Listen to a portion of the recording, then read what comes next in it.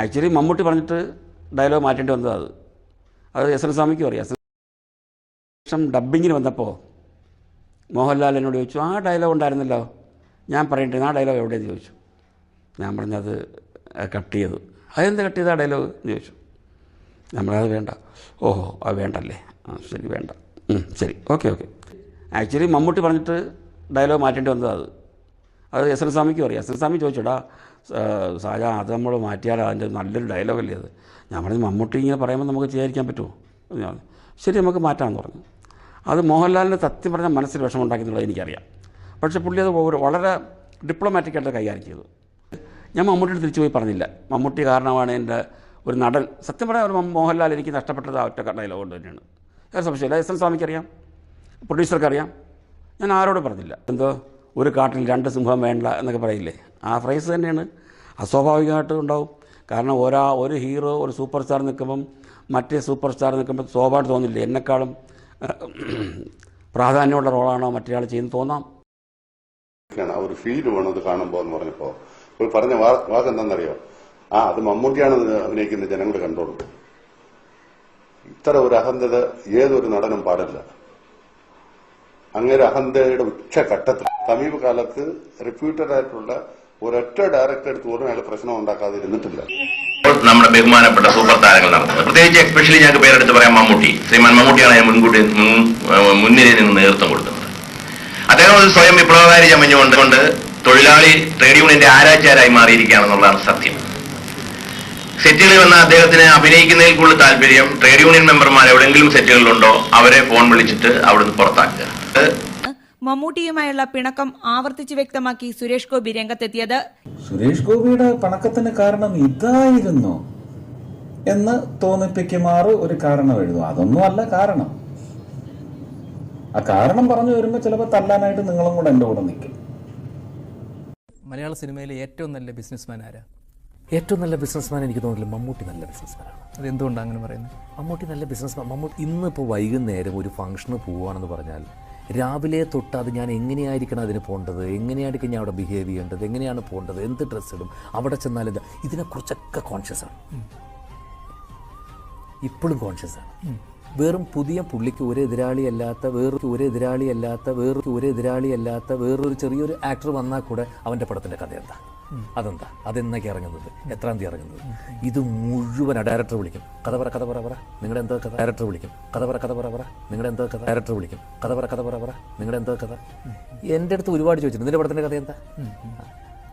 ആൾക്കറിയാം, ഒരു സുപ്രഭാതത്തിൽ മുരളിക്ക് ഞാൻ ശത്രുവായി. ഞാൻ എന്ത് ചെയ്തു? മമ്മൂട്ടിയെ വെച്ച് സിനിമ ചെയ്യില്ലെന്ന് പ്രശസ്ത നിർമ്മാതാവ് ജി സുരേഷ് കുമാർ. സൗഹൃദ ബന്ധത്തിന് ഏറെ പ്രാധാന്യം നൽകുന്ന ആളാണ് താനെന്നും ഷൂട്ടിങ്ങിനിടയിൽ സിനിമയുമായി ബന്ധപ്പെട്ട് ഏത് കാര്യം നിർമ്മാതാവ് എന്ന നിലയിൽ പറഞ്ഞാലും മമ്മൂട്ടി ഉൾക്കൊള്ളാറില്ല. അങ്ങനെ വന്നപ്പോൾ ഞങ്ങൾക്കിടയിൽ അറിഞ്ഞോ അറിയാതെ ഒരു വിള്ളലുണ്ടായി. ഉദയനത്തിൽ ഞാൻ പറയുന്നില്ല, എന്റെ മുഖം എന്റെ ഫുൾ ഫിഗർ അതൊക്കെ മമ്മൂട്ടിയുടെ ആഗ്രഹമാണ് ഞാനത് എൻ്റെ അടുത്ത് പറഞ്ഞത്. പക്ഷെ മോഹൻലാൽ പറച്ചില്ല, അതെന്ത് ചെയ്യാൻ പറ്റും. പാറശാല മുതൽ കാസർഗോഡ് വരെ പടത്തിന്റെ ഒരു 50 ഫ്ലെക്സ് വെക്കണം. അതിൽ ഞാൻ മാത്രമേ പാടുള്ളൂ. എന്റെ തല എന്റെ ഫുൾ ഫിഗർ, എന്റെ തല എന്റെ ഫുൾ ഫിഗർ, അങ്ങനെ അങ്ങനെ അങ്ങനെ. ഈ സിനിമയിൽ എനിക്ക് എത്ര സീനുണ്ട്? ഒരു 51ഓളം വരും. അപ്പൊ 51 കൂളിംഗ് ഗ്ലാസ് വാങ്ങിച്ചോളൂ, ഓരോ സീനിലും മാറ്റി മാറ്റി വെക്കാൻ. അദ്ദേഹം എപ്പോഴും പറയും ഈ കൂളിംഗ് ഗ്ലാസ് മാറ്റി വെക്കുന്നത് അദ്ദേഹം ഒരു സ്ഥിരം പ്രയോഗമായിരുന്നു. പക്ഷെ അതിന്റെ പേര് പറഞ്ഞിട്ടില്ലെന്നേ ഉള്ളൂ. പക്ഷെ എല്ലാ കേരളത്തിലെ മുഴുവൻ മലയാള പ്രേക്ഷകർക്ക് അറിയാം അത് മമ്മൂട്ടിയാണെന്ന്. മമ്മൂട്ടി എന്നോട് പെട്ടെന്ന് ചോദിച്ചു, നിനക്കൊരു തിരക്കഥ എഴുതാൻ പറ്റും ഞാൻ ചെയ്യാൻ പോകുന്ന സിനിമയുടെ? പെട്ടെന്ന് എന്താ ഉത്തരം പറയണമെന്ന് അറിയാൻ നിന്നപ്പോൾ എന്താ കാര്യം എന്ന് വെച്ചാൽ, ഇപ്പോൾ MT വാസുദേവൻ നായരോട് പറഞ്ഞാൽ അദ്ദേഹം എഴുതിത്തരും. പക്ഷേ ആ സിനിമ സക്സസ് ആയാൽ അതിൻ്റെ ക്രെഡിറ്റ് മുഴുവൻ MTക്ക് പോകും, എനിക്ക് കിട്ടില്ല. നീ എഴുതുമ്പോൾ അതിൻ്റെ പ്രശ്നമില്ലല്ലോ. അത് ശരി. ഞാൻ പറഞ്ഞു, ഞാൻ എഴുതിയിട്ട് ക്രെഡിറ്റ് മുഴുവൻ നിങ്ങൾക്കെടുക്കുക, എനിക്കൊന്നും കിട്ടില്ല എന്ന് പറയുന്ന പരിപാടിക്ക് അങ്ങനെ ഒരു സ്ക്രിപ്റ്റ് എഴുതാൻ എന്നെ കിട്ടില്ല എന്ന് പറഞ്ഞു. ഞാൻ അങ്ങനെ അതൊരു സൗകര്യമായിട്ട് എടുത്തു. മമ്മൂക്കയ്ക്കുള്ള കോസ്റ്റ്യൂം ഇച്ചിരി നല്ല രീതിയിൽ വരണം, ബാക്കിയുള്ളവരെല്ലാം താന്നിരിക്കണം എന്നുള്ള ഒരു പ്രകൃതിക്കാരനാണ് പുള്ളി. എല്ലാ കാര്യത്തിലും തലവയ്ക്കും. ഓർണമെൻറ്റ്സിൻ്റെ മറ്റുള്ള കൂടെ അഭിനയിക്കുന്ന ആർട്ടിസ്റ്റുകളുടെ കോസ്റ്റ്യൂം, ഓർണമെൻറ്റ്സ് എല്ലാം തലവയ്ക്കും. അതായത് ബിന്ദു പണിക്കരുടെ കോസ്റ്റ്യൂം കാണിക്കാൻ പറഞ്ഞു, ലക്ഷ്മി ഗോപാലസ്വാമിയുടെ കോസ്റ്റ്യൂം, ഓർണമെൻറ്റ്സ് എല്ലാം കാണിക്കാം. ഞാൻ പറഞ്ഞു, ഞാൻ ലോഹിദാസിനോട് ചോദിച്ചു, സാർ എന്തിനാണ് മമ്മൂക്കയെ കാണിക്കുന്നത്? ബിന്ദു പണിക്കരുടെ കോസ്റ്റ്യൂം കൊണ്ട് കാണിച്ചപ്പോൾ ഇതിൽ നിന്ന് ഒരെണ്ണം പോലും കൊടുത്തു പോരുത്, ഇതിൽ നിന്ന് കൊടുത്തു കഴിഞ്ഞാൽ നിന്നെ ഞാൻ ഇന്ന് വൈകുന്നേരം പാക്കപ്പ് ചെയ്യുന്നു പറഞ്ഞു. തൊണ്ട പൊട്ടുമാർ ഉച്ചത്തിൽ വിളിച്ചു പറഞ്ഞാൽ ഞങ്ങളോടത് വേണ്ടായിരുന്നു മല്ലയ്യ, വേണ്ടായിരുന്നു. ഏത് നല്ല കോസ്റ്റ്യൂം ഇട്ടുകൊണ്ട് വന്നാൽ, ഒരു കോസ്റ്റ്യൂമർ നല്ലൊരു ഡ്രസ്സ് ഇട്ടിട്ട് വന്നിരുന്നാൽ പുള്ളിക്ക് പിടിക്കില്ല. മലയാളത്തിന്റെ മെഗാതാരം ചേച്ചിയുടെ അവസരങ്ങൾ ഇല്ലാതാക്കാൻ ശ്രമിച്ചു എന്നൊരു കമന്റ് ഞാൻ ഇങ്ങനെ കണ്ടു. ഞാനും ഇങ്ങനെ കേട്ടിട്ടുണ്ട്, അറിഞ്ഞിട്ടുണ്ട്. പിന്നെ അങ്ങനെ ചില പടങ്ങളിൽ നിന്ന് എന്നെ ഒഴിവാക്കിയിട്ടുണ്ടെന്ന് ഞാൻ അറിഞ്ഞിട്ടുണ്ട്. അപ്പോൾ എനിക്ക് കേട്ടപ്പോൾ എനിക്ക് ഭയങ്കര വിഷമം തോന്നി. ഞാനത് അമ്മയുടെ പ്രസിഡൻ്റായിരുന്ന ഇന്നസെൻ്റ് എൻ്റെ ചേട്ടനോട് ഞാനത് സൂചിപ്പിച്ചു. ചേട്ടനോട് പറഞ്ഞു, ഒരു അമ്മയുടെ ജനറൽ ബോഡി നടക്കുമ്പോൾ തന്നെ പറഞ്ഞു, ഇങ്ങനെ ഒരു കാര്യമുണ്ട്, ഇങ്ങനെ എല്ലാവരും എന്നോട് പറയുന്നു. അപ്പോൾ പറഞ്ഞു, ഞാൻ ചോദിക്കാം എന്ന് പറഞ്ഞപ്പോൾ ഞാൻ പറഞ്ഞു, വേണ്ട ചോദിക്കണ്ട, മമ്മൂക്കായും ഉണ്ട് അവിടെ, ജനറൽ ബോഡിക്ക് എല്ലാവരും ഉണ്ടാവും, വേണ്ട ചോദിക്കണ്ട.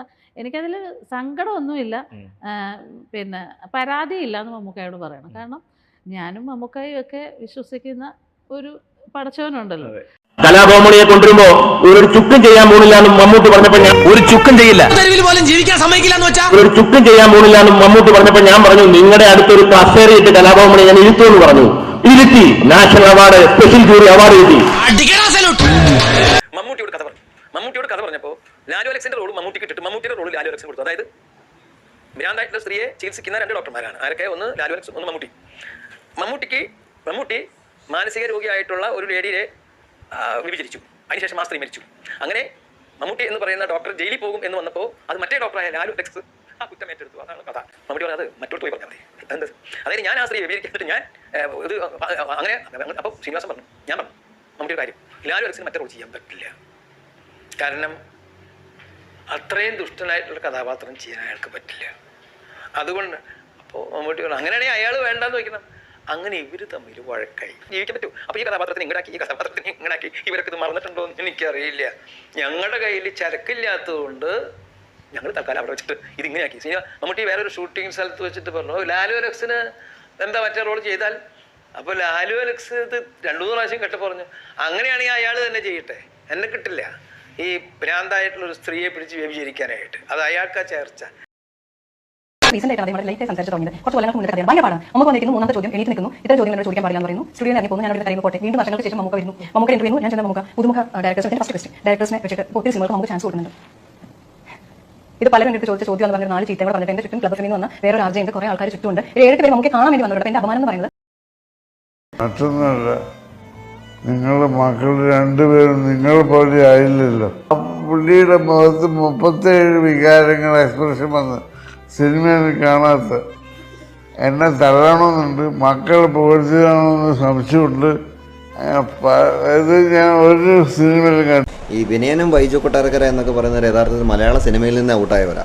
അവർ ഇനി വിനയൻ്റെ ഭാഗത്തുനിന്നോ വൈജു കൊട്ടാരക്കരയുടെ ഭാഗത്തുനിന്നോ ഇത്തരത്തിൽ ലൊക്കേഷനുകൾക്കെതിരായ ഒരു സമരപരിപാടികൾ ആരംഭിച്ചാൽ കേരളത്തിലെ 1,00,000-ഓളം വരുന്ന മമ്മൂട്ടി ഫാൻസ് ആൻഡ് വെൽഫെയർ അസോസിയേഷൻ്റെ പ്രാഥമിക അംഗങ്ങൾ കേരളത്തിലെ എല്ലാ ഷൂട്ടിങ്ങുകളുടെയും ഈ സുരക്ഷിതത്വ ഉത്തരവാദിത്വം ഏറ്റെടുത്തിരിക്കുന്നു. ഞങ്ങളായിരിക്കും ഇതിനുള്ള സുരക്ഷ കൊടുക്കാൻ പോവുക. സംഘർഷമാണ് വിനയൻ്റെ മാർഗമെങ്കിൽ അതേ നാണയത്തിൽ തിരിച്ചടിച്ചിരിക്കും. അതിന് ആരൊക്കെ വിനയൻ്റെ മുന്നിൽ ആരൊക്കെ ഉണ്ടെങ്കിലും, ഏതൊക്കെ സംഘടിത ശക്തികളുണ്ടെങ്കിലും ഞങ്ങൾ എതിർത്തിരിക്കും, തിരിച്ചടിച്ചിരിക്കും. വേണ്ട സംരക്ഷണം മലയാള സിനിമയ്ക്ക് കൊടുത്തിരിക്കും.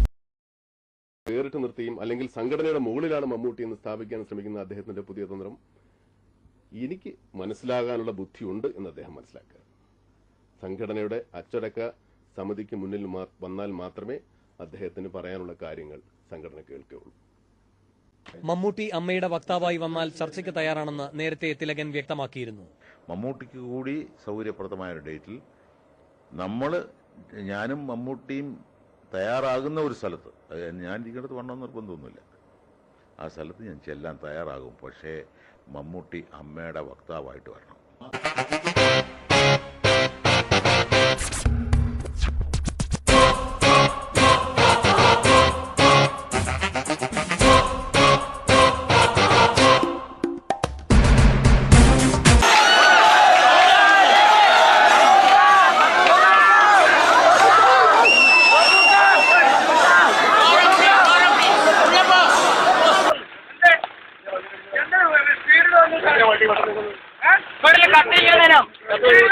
തട്ടാണേലോ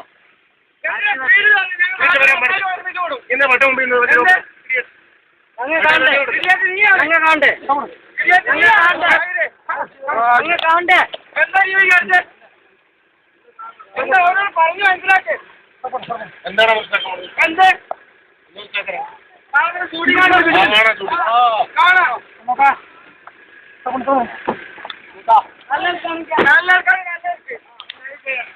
ഒരു കുട്ടികളും നോടൂല ഏത് തിരക്കുകൾ